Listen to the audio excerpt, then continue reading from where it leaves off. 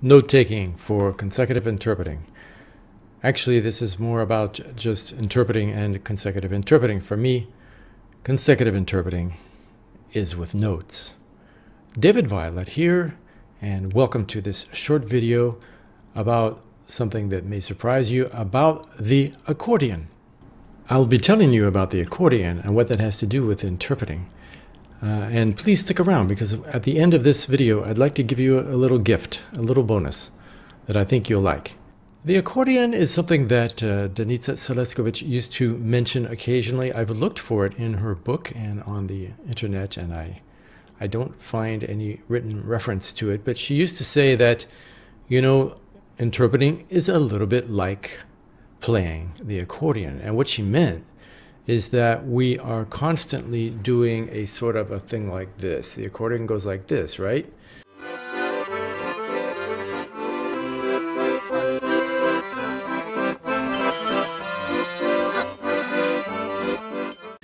It's blowing out or blowing in. In other words, we are actually, if you can envisage this, we are always following something, right? So, for example, when we do simultaneous, there's somebody ahead of us, and we are listening. We catch the meaning, find a nice way to say it in our own words, and then we say it. So we're behind. Let's say the speaker is starting out over here, and he's going along like this. We feel like we've got it, we're locked in, and now we're going along with the speaker. But actually, okay, the speaker might stop, and now we have a choice. Do we just keep going? Or maybe we slow down a little bit. Same thing when, let's say, a speaker is in a dialogue. It's a quick dialogue. Each of them are giving quick answers, sometimes just a yes or a no. In that case, you know, you might want to stay very close to the speaker. So the speakers are going along and you're coming along, and he stops, you want to go like that, because the other speaker is going to start. And you want to sort of be able to show in what you're saying who is speaking. And so you might, especially if they say, okay, what do you think? I'd say yes. Okay, if it's yes, well, the person who said, okay, if it's yes, would need to know that, the people would need to know that that answer was yes in order to understand the following piece. So when we are doing a quick back and forth dialogue, we'll probably want to have the accordion catching up much more frequently. Whereas if we are doing a long speech where we feel more confident staying a little bit farther behind so we can catch a little more context as we go, and we'll be able to formulate it a little bit better, then our accordion is going to be stretched quite a ways out, and we'll be staying like this. And sometimes what will happen is the speaker will be going out and we're going along, and then something very difficult happens. So we slow down a little bit, fall a little behind, go, okay, how am I going to say that? I figured, okay, I think I got it. And then we start catching up again. So there's always this action of a sort of an accordion. And it's interesting because this also happens when we are doing consecutive with notes in a different way. We are reading our notes for people who are watching us, who are looking at us, who are listening to us. And we are going to be looking way ahead in our notes. It's just like driving a car or doing pretty much anything. You want to have a good feel for what's coming up immediately in front of you, of course, but you've already seen that. So you're going to be looking farther down the road to watch what else may be happening. And this is the same as with when we read our notes. And this is one of the main factors in being able to give a smooth, pleasant, but at the same time a fast performance in consecutive with notes. So again, the accordion, we are starting out like this.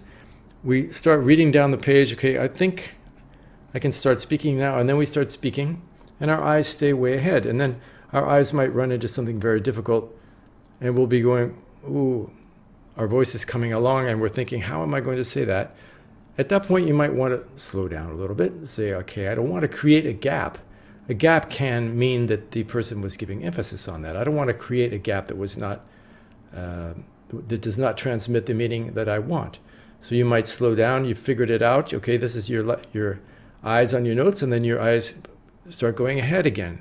So you have this accordion in your performance as you read your notes. So if we started out looking down the page, getting ahead, mentally ahead in our notes, and then we start speaking and we're going along. And sometimes we'll run into something, again, that's a problem. Go, darn, I don't remember that part very well, but I'm not going to show it. I'm going to keep my performance going. Okay, I think I figured it out. Okay, let's look farther down, farther down, farther down. So here we have the phenomenon of the accordion again. This is an image that I think Seleskovich was using to help us visualize this fact that we are always close. We can be closer or farther away from the speaker in simultaneous, or our notes. That is where our eyes land on our notes, depending on what's happening. And this is something we have to manage all the way through. And one of the secrets to having a smooth consecutive is to always keep your eyes well ahead. Don't let your voice catch up to your mind and your eyes and all of a sudden have to stop because you don't know what to say. This is going to create a pause. And a pause is generally placed in any utterance in order to have the effect of a pause, generally to emphasize what was just said. If I put a pause in there, you start thinking, well, I guess he said something he wants us to really think about, right? You don't want to put that pause in there when it was not the original intent in the speaker's original speech. So there we have a summary of the idea of the accordion.